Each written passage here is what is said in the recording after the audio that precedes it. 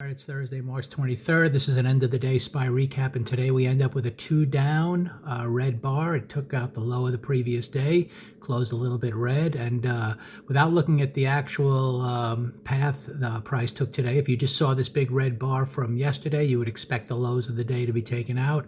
We'll show in a second how that took place and almost why.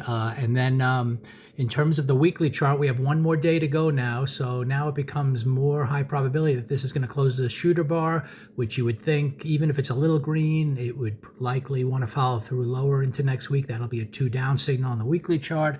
And that'll again get that monthly chart possibly getting down to those targets with just a week or so to go in the month. We're still a little red on the month, but kind of neutral. But, you never know when it's actually going to get down there, and maybe by next week, if we get a 2 down week, that'll project down to those lows, and we'll see a week close to March, but you never know. Anyway, so if we get to today, obviously came into the session kind of expecting those lows to be taken out, but aware that this was just a 3 bar, which means it's a broadening action, and at that point you can get a 3-2 continuation, you can get an inside bar.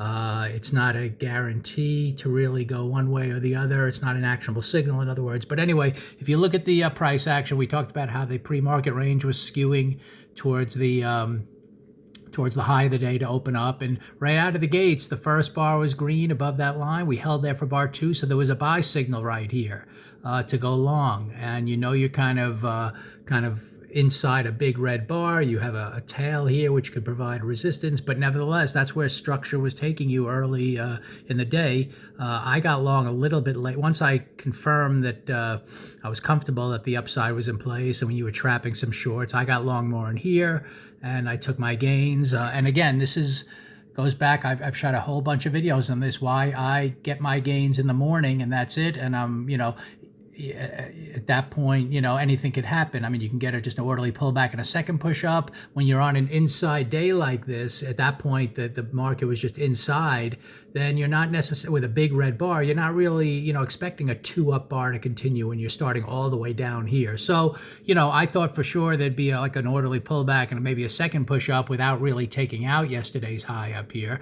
But what happened was price kind of came down, starting its orderly pullback, and then I saw these 2 shooter bars, and I decided to buy some puts, just anticipating you might get a little deeper pullback that might not be orderly. And I wanted to take a shot with that, knowing we're on the inside bar and knowing my continuity was still to the downside, taking out possibly the lows of the day, or even if we got an inside bar, eventually taking out that low. So what happened was I took small gains in here, and once I saw the market deteriorating and seeing it wasn't an orderly pullback that was going to test those highs again, it did not surprise me at all that we kind of came down, took out the intraday low, and then that projected down to if you look at the blue line, where did price go? It goes right to that area, and then boom, that's where you get all the bouncing. So the algorithms took it right down to the obvious spot.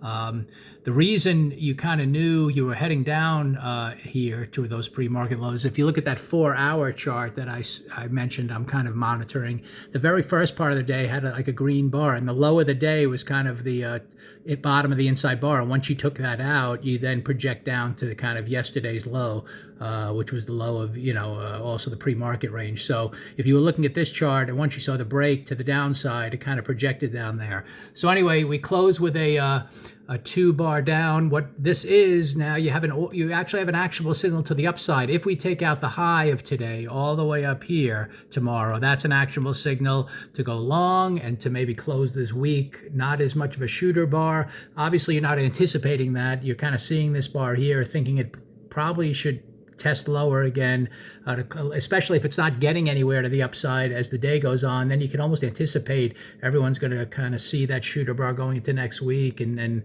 not want to be holding long into next week. So we'll see how things go tomorrow. But right now, the only actionable signal is kind of to the upside should some kind of up opening develop. But if you sense that you're not going to come anywhere near these highs tomorrow morning where the pre-market ranges and how the price opens, then the odds are we're going to start heading down in some form. So let's see how things go tomorrow.